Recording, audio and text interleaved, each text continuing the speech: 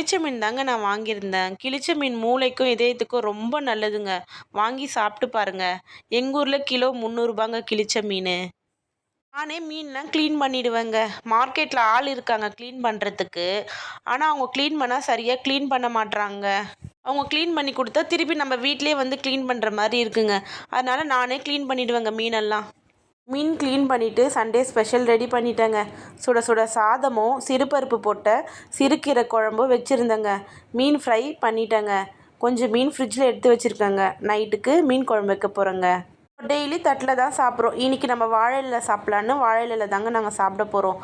சுட சுட சாதமும் சிறுபருப்பு போட்ட கீரை குழம்பும் மீன் வச்சு நாங்கள் சாப்பிட போகிறோங்க. நீங்களாம் சாப்பிட்டீங்களான்னு சொல்லி கமெண்ட் பண்ணுங்கள். உங்கள் வீட்டிலலாம் என்ன ஸ்பெஷல் சொல்லி கமெண்ட் பண்ணுங்கள். நீங்களும் கீரை குழம்புக்கு மீன் வச்சு சாப்பிட்டு பாருங்கள். சூப்பராக இருக்கும். சாப்பிட்டு எப்படி இருக்குன்னு சொல்லுங்கள். பாய். நெக்ஸ்ட் vlogல பார்க்கலாம். டாட்டா.